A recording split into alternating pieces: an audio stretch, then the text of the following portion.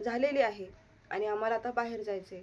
त्यांच्या मनामध्ये आता एकच असतं की सत्यनारायण पूजा ही झालेली आहे आणि आता आम्हाला जायचं आहे ॲडव्होकेटकडे. दोघांच्याही मनात एकच प्रश्न चालू असतात, म्हणजे नंदिनी आणि पार्थच्या बाजूने हेच असतं की आज काही झालं तरी ॲडव्होकेट यांना भेटायचं आणि लिगली प्रोसिजर करून घ्यायची. मग आता दोनही जोड्या जाणार असतात बाहेर. त्याच वेळेला गुरुजी म्हणतात की पूजा झाली, बरोबर, आशीर्वाद घेतले गेले, मग अजून एक गोष्ट करायची आहे. आता नेमकी कोणती गोष्ट करायची आहे हेच कोणाला समजत नसतं. आता पार्थ काव्याकडे बघत असतो, तर नंदिनी जीवाकडे बघत असते. कारण दोघांनाही समजत नाहीये की आता गुरुजी काय करायला सांगताय. एकतर जोडीने आम्ही बसलो खरी, पण असत्य जोड्या ह्या सत्यनारायणाच्या पूजेला बसल्या होत्या, कारण दोनही जोड्यांमध्ये डिवोर्स होऊन काही तासच झाले नाही, तर आता आम्हाला सत्यनारायण पूजेला बसावं लागलं. आणि पारची इथे इच्छा सुद्धा नव्हती की मी आणि काव्यासोबत जोडीने पूजेला. त्याच्या मनातून काव्य पूर्ण उतरून गेलेली असते, कारण काव्याचीच अशी इच्छा असते की एक दिवस ती बोललेली असते पार्थला की माझ्या आयुष्यातून निघून जा, मला तुमच्या आयुष्यात कोणतं स्थान देऊ नका, मला डिवोर्स द्या. आणि म्हणूनच त्याला ती गोष्ट आठवते आणि खूप त्रास होत असतो की मी का म्हणून 1 महिना हे नातं जोडत गेलो. तिचं मन जपण्याचा प्रयत्न केला, पण तिच्या मनात तर हेच होतं की तिला मला डिवोर्स द्यायचा होता. तर नंदिनीला सुद्धा ते क्षण आठवतात की कशा प्रकारे जीवाच्या गर्लफ्रेंडचा हँडमोल्ड जेव्हा नंदिनीकडून तुटला, तेव्हा त्याने आपल्या झालेल्या बायकोची कदर न करता त्या एक्स गर्लफ्रेंडसाठी तिचा अपमान केला होता. आणि त्यामुळे त्याला खूप वाईट वाटलेलं असतं की हे काय होते माझ्या आयुष्यात. नंदिनीला खूप असं अपमानित वाटत असतं की ज्याला मी नवरा मानले तो त्याच्या एक्स गर्लफ्रेंडमध्ये जीव अडकवून बसला आणि मी का टाइमपास करते, मी याच्या आयुष्यामधून निघून जाईल. आणि त्याच्यामुळेच तिने डिवोर्स पेपरवर सह्या पण घेतलेल्या असतात. पण आता गुरुजी लगेच म्हणतात की हे बघा, तुम्ही जगापासून गोष्टी लपवून ठेवाल, घरच्यांपासून लपवून ठेवाल, पण तुम्ही माझ्यापासून एकही गोष्ट नाही लपवू शकत, कारण मी असा गुरुजी आहे ना की मी फक्त नजरेतून तर्क करतो. मला पुढचं सुद्धा आत्ताच माहीत आहे की तुमचं आणि जे काही दोघांमध्ये खोटं नाटं चाललेलं आहे ना, ते लगेच आत्ताच्या आत्ता संपवा.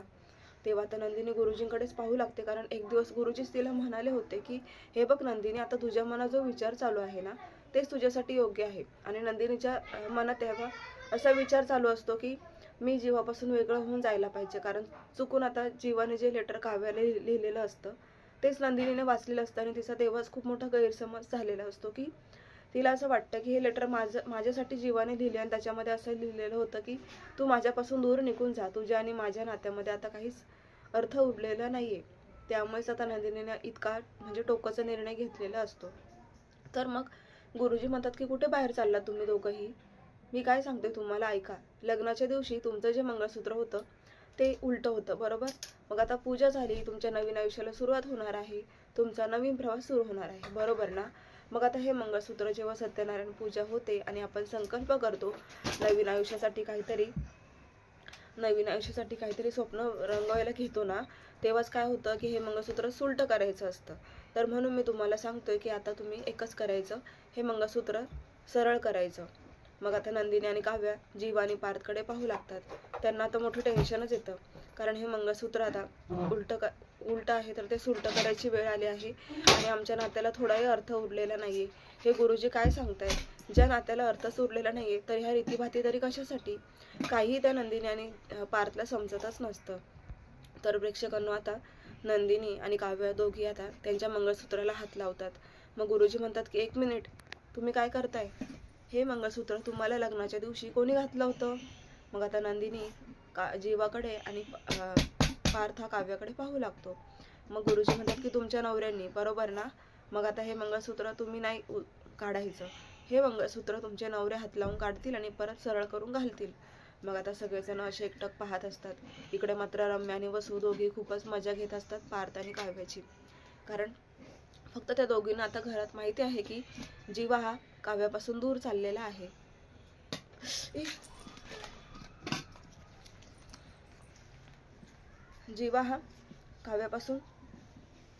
पार्थ हा काव्यापासून दूर चाललेला आहे, कारण त्यांना माहिती असतं की काव्यामध्ये खूप इगो होता. जेव्हा पार्थ तिच्या पुढे पुढे करत होता ना, तेव्हा तिने व्हॅल्यू नाही दिली, तिने फक्त तिरस्कार केला त्याचा. आता तिला कळेल की पार्थ कसा आहे, त्याचं खरं रूप ना तिला आता कळायलाच पाहिजे. तिला ना खूपच इगो आहे ना, तिचा इगोच निघालाय. कारण तिला असं वाटलं असेल की पार्थ गरीब आहे आणि आपण त्याला आपल्या समोर झुकवू, आणि हिला सौंदर्याचा खूप इगो आहे ना. आता बरी झुकायला लागली, किती एफर्ट्स घेते बघितलं ना त्या पार्थला मिळवण्यासाठी, पण तो काय आता ऐकणार आहे का. असं आता वसू आणि रम्याचं बोलणं चालू असतं. आणि ते किचनमध्ये जाऊन दोघी खूप हसत असतात, कारण त्यांना माहिती असतं की आता किती केलं तरी पार्थ आणि काव्याचा डिवोर्स होणार आहे. पण इकडे रम्या आता स्वप्न बघत असते की आता पार्थपासून काव्य ही वेगळी होणार आहे, आणि मग राहिलं कोण तर मीच. कारण पार्थच्या मनात आता नंदिनी तर नाहीच, आणि जी काव्य सुद्धा नाही, म्हणजे राहिलं कोण आता रम्या. सगळं काही आता माझ्या हातात आहे. म्हणून ते दोघे हसत असतात, कारण त्यांना असं वाटतं की आपलं स्वप्न पूर्ण होणार आहे. तर मग आता नंदिनी आणि जीवा दोघंही आता इकडे जायला, म्हणजे आता मंगळसूत्र घालायची वेळ आलेली असते. आणि मग आता दोघी जोड्या मंगळसूत्र आता गुरुजींच्या म्हणण्यानुसार मंगळसूत्र काढतात आणि सुलट करून घालतात. आणि घरातल्यांना सगळ्यांना खूपच आनंद होतो. मग आता गुरुजी म्हणतात की चला आता मी निघतो, झालंय सगळं, पूजा वगैरे आटोपली. मग ते प्रसाद घेतात आणि निघून जातात. तर इकडे आता ह्या दोनही जोड्या घरातल्यांची परमिशन घेऊन बाहेर जातात, कारण आज त्यांना ॲडव्होकेट सरांना भेटायचं असतं. मग आता नंदिनी आणि जीवा त्यांच्या ॲडव्होकेट सरांना भेटतात. मग आता ते पेपर सगळे तिथे मांडलेले असतात, आणि मग लगेच आता ते वकील आता प्रश्न करतात की हां चला सांगा आता तुम्ही का डिवोर्स घेताय, असं ते वकील जेव्हा प्रश्न विचारतात ना, तेव्हा नंदिनी जीवाकडे बघत असते. मग वकील म्हणताय की आता हा प्रश्नाचं उत्तर द्यायला इतकं विचार करण्यासारखं काय आहे, तुमच्या मनात काहीतरी रुसवी फुगवी असेल म्हणूनच तुम्ही डिवोर्स घ्यायला आलात ना, दोघांमध्ये ब्रेकअप झालंय ना, असं ते म्हणू लागतात. मग याचं रिझन आम्हाला तरी समजणार आहे की नाही. मग आता नंदिनी म्हणू लागते की हे बघा, हे जे आहेत ना माझे मिस्टर, ते खूप पसारा करतात, आणि म्हणूनच मला त्यांचं वागणं ते पटत नाही. मग आता वकील म्हणतात की इतकंच कारण आहे का, ह्या कारणावरून तुम्ही डिवोर्स घेताय का? अहो दिवसाचे 100 केसेस आमच्याकडे येतात, आणि तुम्ही हे काहीतरी वेगळंच कारण सांगताय. नाही म्हणजे तुमचं कारण ऐकून मला तर असं वाटतंय की सगळेजण आता असा विचार करून काही दिवसांनी लग्नच होणार नाहीत वाटतं. हे असे काही काही रिझन घेऊन येतात ना जोडपं इथे, आम्हाला समजत नसतं की त्यांना कसं आता रिॲक्ट करायचं. आणि मग आता वकील येतात. दुसरा घे ना, हॉलमध्ये आहे ना दुसरा, परीकडून घे, परीकडे आहे बघ. मग आता ते वकील म्हणतात की बोला लवकर, काय कारण काय आहेत नक्की, तुम्हाला दोघांना एकमेकांपासून वेगळं का व्हायचंय. मग आता नंदिनी पुढे काही बोलणार तर जीवा म्हणतो की मला पण त्यांचं त्या चकाचक बाई आहेत, त्यांना स्वच्छता आवडते आणि मी पसारा करतो, हेच थोडी ना रिझन असू शकतं. नाही आमचे विचार जमले, पण पुढे तो काहीच बोलू शकत नसतो, कारण त्याच्या मनात अजूनही हेच आहे की नंदिनीने पुन्हा एकदा पॅचअप करावा आणि हा निर्णय मागे घ्यावा. तर दुसरीकडे सेम आता पार्थ आणि काव्याला सुद्धा हाच प्रश्न विचारला जातो की तुमचं नाव काय. नंतर विचारलं जातं की तुम्ही एकमेकांपासून वेगळं व्हायचा निर्णय का घेताय. आता इथे लेडीज वकील आहे आणि त्या विचारताय की बोला आता तुमचे रिझन सांगा, दोघांमध्ये इतका म्हणजे जो काही संबंध आहे तो का दुरावलेला आहे. तेव्हा आता तुमच्या लग्नाला किती दिवस झाले असं ते एकदम विचारतात काव्याला. तेव्हा काव्याला आठवतच नसतं, आणि काव्याला आठवत नाहीये, पण पार्थ म्हणतो 1 महिना 28 दिवस. मग आता ही काव्या एकटक पार्थकडे पाहू लागते, कारण यांना एक एक दिवस लक्षात आहे, आणि माझ्या तर लक्षात पण नाही की आमचं लग्न कधी झालं ते. तेव्हा आता त्या वकील बाई म्हणतात की काय हो मॅडम, तुम्हाला हेही माहिती नाही का लग्न होऊन किती दिवस झाले. नाही म्हणजे तुमच्या मिस्टरांनी पटकन उत्तर दिलं, पण तुम्ही विचार करत बसलात ना. मग आता तुम्ही रिझन तरी सांगा की काय कारण आहे तुमच्या दोघांमध्ये असं नातं तुटण्याचं. मग आता लगेच रडू नको, गप्प बस, 2 मिनिटं थांब, काय कारण आहे असं. मग असं बोलल्यावरती लगेच काव्य म्हणते की ते खूप घोरतात आणि त्यांच्यामुळे मला खूप त्रास होतो. तर आता त्या वकील बाई म्हणतात की हे कारण झालं का नवरा बायकोमध्ये डिवोर्स घेण्याचं. नाही म्हणजे जर असंच जर कारण असेल ना, तर मी म्हणते भारतातील 80% लोक एकाच दिवसात डिवोर्स घेतील. नाही म्हणजे माझी अख्खी फॅमिली घोरते, पण मी आयुष्य काढत आली आहे. हे रिझन झालं का मॅडम तुमचं डिवोर्सचं. बाकी गोष्टी तुम्ही नाही बघितल्या का तुमच्या नवऱ्यामध्ये. मग काव्य म्हणते की तसं नाही मॅडम, एकतर मी अभ्यास करते, मला माझ्या करिअरवर फोकस करायचा आहे, आणि हा माणूस घोरतो. बरं याला उठवलं आणि समजून सांगितलं तरी सुद्धा हा पुन्हा पुन्हा घोरतो, मला वैताग आला ह्याचा. तेव्हा आता त्या वकिलीबाई म्हणतात की मॅडम थोडं बोलताना विचार करा हो, लग्न होऊन 1 महिना 28 दिवस झालेत, आणि फक्त ह्या रिझनमुळे तुम्ही डिवोर्स घेताय. नाही म्हणजे असं तुम्ही किती वेळा करणार आहात. तेव्हा आता शर्मेनेच काव्य ही मान खाली घालते, कारण तिला स्वतःचीच लाज वाटू लागते. ती म्हणते की हे बघा मॅडम, एकच कारण नाहीये, पण मला बाकीची कारणं नाही आठवते, मला जे तोंडात आलं ते मी बोलून टाकलं. मग ते मॅडम म्हणतात की तुम्हाला पोरखेळ वाटतं का लग्न. नाही म्हणजे डिवोर्स घ्यायचं, मग परत दुसरा, मग तिसरा, असं काही चाललंय का तुझ्या मनात. त्या काव्याचाच अपमान करू लागतात, आणि काव्याला एकदमच भरून येतं, तिला वाईट वाटू लागतं की हे काय चाललंय माझ्यासोबत. म्हणजे रिझन काही वेगळाच आहे, पण ती बोलू शकत नाहीये, म्हणून वकिलीबाई तिची फिरकी घेत आहे, तिचा अपमान करते, आणि ती गप्प बसून ऐकते. आणि पार्थ मात्र खूप रागात आहे. आता त्या मॅडम बोलतात की बोला ना, हे कारण आहे का डिवोर्सचं. मग आता एक लक्षात घ्या, तुम्हाला डिवोर्सच घ्यायचा आहे ना, ठीक आहे, मी तुम्हाला काहीच म्हणणार नाही, पण कोर्टानुसार तुम्हाला 6 महिने एकत्र राहावंच लागेल. मग आता काव्या पार्थकडे बघू लागते. दुसरीकडे ते वकील आता जीवाला म्हणतात की बोला ना, अजून काही रिझन आहे का तुमच्याकडे? नंदिनी म्हणते की बाकी रिझन नाही आहेत, पण बाकीचे रिझन नाहीच आहे, म्हणजे आम्हाला वेगळंच व्हायचं आहे, आमचं ठरलेलं आहे. मग तो माणूस आता नंदिनीला म्हणतो की तुम्ही सांगायला घाबरताय का? मी बोलू का? तुमच्या नवऱ्याचं काही अफेअर वगैरे आहे का? नंदिनी म्हणते हो, असं काय बोलतंय, असं काही नाही आहे माझ्या नवऱ्याचं.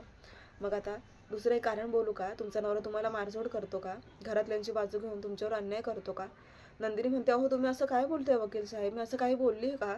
आणि जर असंच असतं तर मी तुम्हाला सांगून टाकलं असतं ना, तुम्ही हे काय बोलताय? कारण नंदिनी पूर्णपणे जीवाची बाजू घेत असते आणि तो वकील आता उलटसुलट प्रश्न विचारून नंदिनीला पूर्णपणे चिडवून देतो आणि त्यामुळे नंदिनीचा खूप संताप होतो. नंदिनी म्हणते की हे बघा वकील साहेब, जे मी बोलली ना तेच तुम्ही ग्राह्य धरा, विनाकारण कोणावरही अशी चुकीचे आरोप करू नका. तेव्हा मात्र जीवाला खूप बरं वाटत असतं की नंदिनी किती माझी बाजू घेते. मग आता ते वकील वैतागतात आणि म्हणतात की हे बघा, तुमचा रिझन तुम्हाला सांगायचं नसेल तर ठीक आहे, पण एवढ्याशा रिझनवरून तुम्ही डिवोर्स घेता ही आश्चर्याची बाब आहे. आणि भारतातील 80% डिवोर्स ह्याच गोष्टींमुळे होत आहेत की बालिशपणा आणि हट्ट, नादीपणा आणि इगो ह्याच गोष्टींमुळे खूप सारे डिवोर्स होत आहेत. पण मी तुम्हाला एकच सांगू शकतो की कोर्टानुसार तुम्हाला 6 महिने एकत्र राहावं लागेल आणि त्यानंतरच तुमचा डिवोर्स होईल. समजलं? आता तुम्ही येऊ शकता. मग आता वकील साहेबांचं बोलणं ऐकून नंदिनी आणि जीवा एकमेकांकडे पाहू लागतात, कारण 6 महिने हा काळ काही छोटा नाहीये आणि ते इतकी घाई करते डिवोर्सची. पण नंदिनी मात्र आता पूर्णपणे हँग झालेली आहे, कारण तिला आता 6 महिने जीवाबरोबर राहावंच लागणार आहे. इकडे दुसरीकडे आता पार्थला सुद्धा टेन्शन आलेलं असतं की इथे एक दिवस या मुलीबरोबर मला नकोसं असताना आता 6 महिने हिच्यासोबत राहायचंय. त्यालाही जरा टेन्शनच आलेलं असतं प्रेक्षकांना. तर आता खूप जबरदस्त ट्विस्ट आलेला आहे. आता ही रम्या जेव्हा गुरुजी जात असतात तेव्हा त्यांना असं म्हणालेली असते की गुरुजी, माझं एक स्वप्न आहे की मी पारच्या बाजूला बसली आणि आमच्या दोघांची पूजा चालू आहे. असं होऊ शकतं का गुरुजी? माझं पार्थ बरोबर जुळणार का? तेव्हा ते गुरुजी म्हणतात की हो, नक्कीच. पण पण म्हटल्याबरोबर आता त्यांची काहीतरी अट किंवा काहीतरी ते अकस्मित काहीतरी सांगणार असतात, पण प्रेक्षकांना हा भाग त्यांनी इथे संपवलाय. तर आता पुढे ह्या दोघांमधलाही दुरावा मिटणार का? कारण 6 महिने त्यांना एकत्र राहावं लागणार आहे आणि त्या दोघांनी आता हे मान्य केले की आपण 6 महिने एकत्र राहणार आहोत. तेव्हा आता घरच्यांना ही गोष्ट समजायला अजून 6 महिने जात आहे की काय? पुढे आपल्याला भरपूर गोष्टींचा ट्विस्ट बघायला मिळणार आहे. मिस करू नका, पाहत राहा लग्नानंतर होईलच प्रेम. आणि अशाच डेली अपडेटसाठी चॅनलला सबस्क्राईब करा. नोटिफिकेशनसाठी बेल आयकॉनवर क्लिक करा, म्हणजे रोजचे अपडेट्स तुम्हाला वेळेवर पाहायला मिळतील. धन्यवाद. काय झालं होतं?